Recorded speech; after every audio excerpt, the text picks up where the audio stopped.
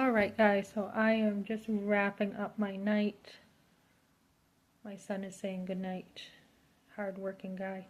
Okay, so I'm just wrapping up my night, and I watched some Little House on the Prairie.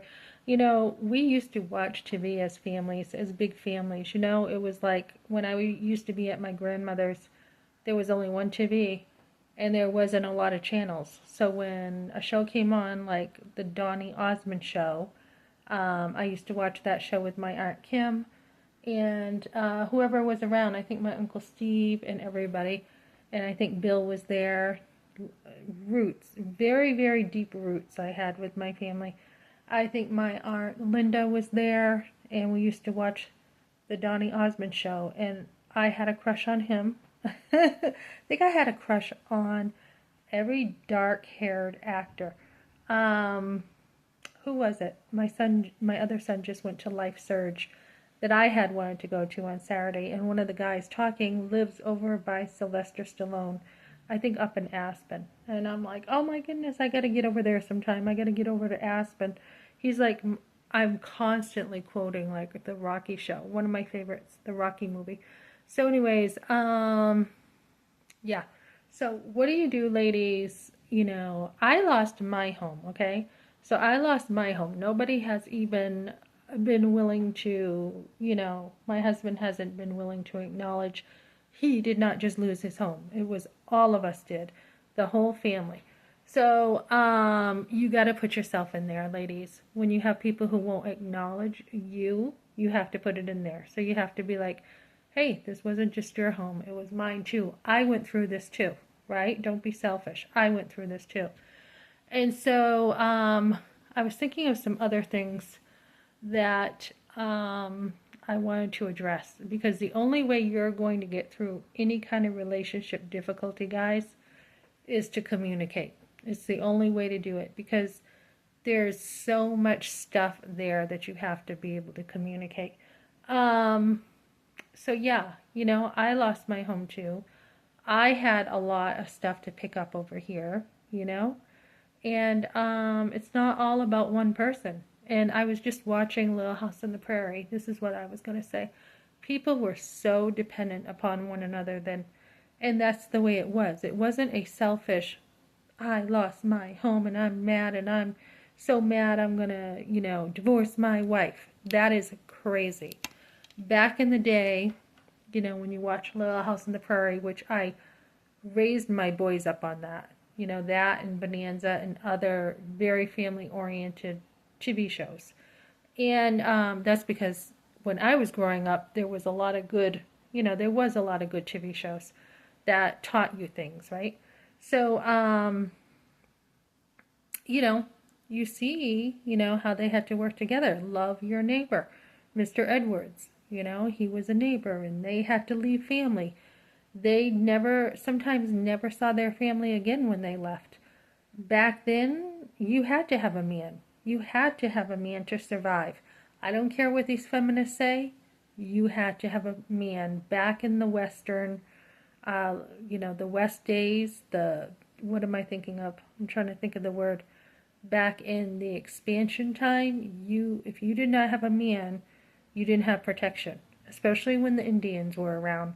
You didn't have any kind of protection as a woman, even if you knew how to shoot a gun. I mean, men had strength that a woman needed. And so women were very dependent upon their men back in the day.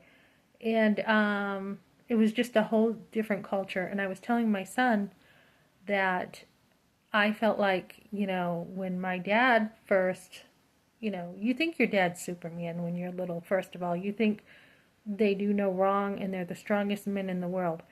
And that is how a little girl sees her dad.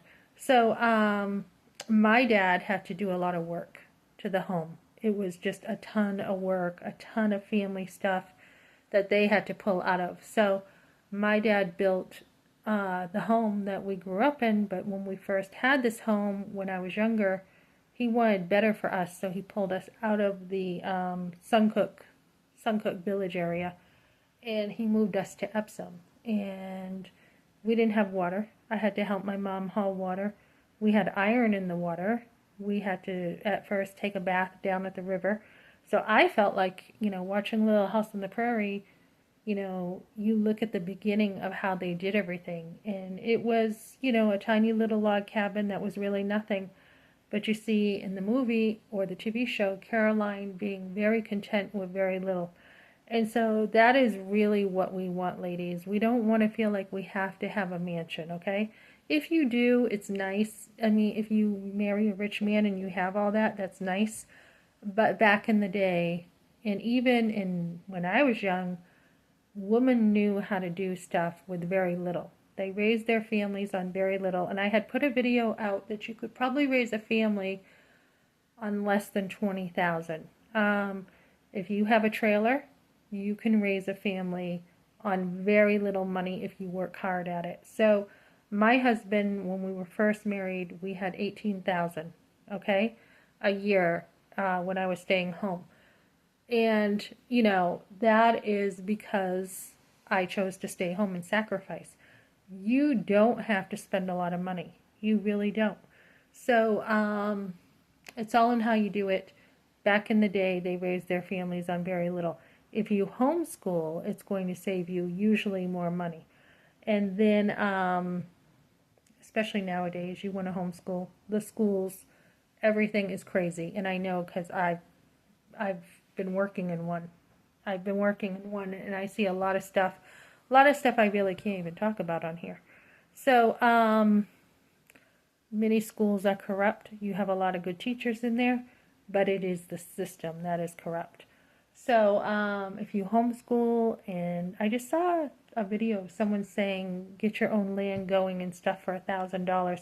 I don't know what he's saying. I'll probably watch a video like that, but you can save a lot of money by homeschooling just because of your time.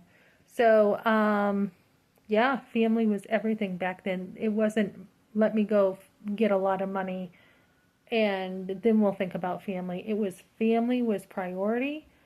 It didn't matter how much money you had. When I was growing up, nobody cared about how much money you had. Didn't matter when I went to school. I had rich friends, I had poor friends. It did not matter how much money people had. And I think that's the way it should be. You should not judge people on how much money they have. And of course, in the show, Carolyn doesn't really like Mr. Edwards at first. And, Pa says, well, she says, I bet Mr. Edwards never saw the inside of a church. And he said, I bet a lot of those pious people inside the church would not help you with your home. And that's true. It's not about church, guys. It's about, I've even had people outside of church help me more than people inside church. So it's really about having a good heart, which Mr. Edwards did. And so just some good values back then. Loving your neighbor, helping one another. When I was growing up, my dad would help other guys at the bow and arrow shoots, Tom and Valerie and others, build their log cabin. We were everywhere helping one another. And that is probably why I have such a heart now to help other people. And we just heard something about Trump saying if people are homeless and they get in a confrontation or something, they can go to a mental institute or something. I don't think that's right. I don't think there's a one thing solution. Yes, some belong in there, but I've been down with the homeless, and there's nothing like kicking a dog when they're down. Just like if you lose your home, you don't have people say, oh my gosh, you lost your home, that's awful. How horrific losing your home, right? You see no cultivating that kind of care in this culture. Same thing with a divorce. When you go through a divorce, there's no, yes, there's divorce classes you can go to, but there's no like, oh my goodness, are you okay? It's like you're a widow now, right? And so, like I had one Bible study I was going to go to with people who went through divorce for support, and I'm like, I'm just, no, it's not for me. I feel like, not that I haven't accepted some stuff, but I'm like, no, I am just not comfortable as other people as accepting divorce. I'm just not someone who really, feels it's okay to accept it, right? I'm still alive. I'm not dead. If I was dead and my husband remarried, that would be a whole different story. But I'm not dead, okay?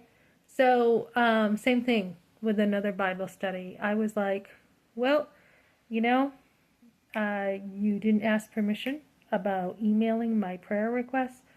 And then they wanted to change the time. And I'm like, I'm going to pass. And then Awana, I'm like, okay, so you want help. This church wants help, but you don't want to give me a call and see how I'm doing. You're a church that doesn't want to get in people's lives.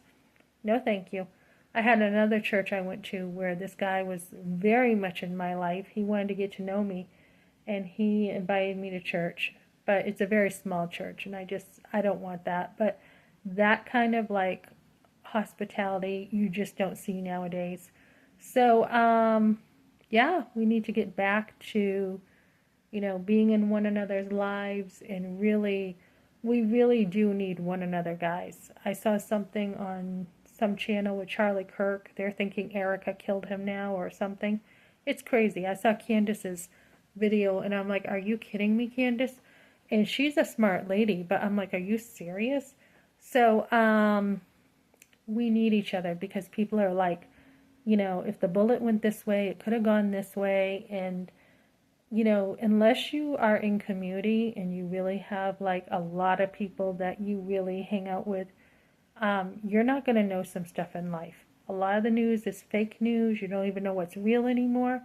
So you really do want community, guys. And you want to really depend on each other like we used to.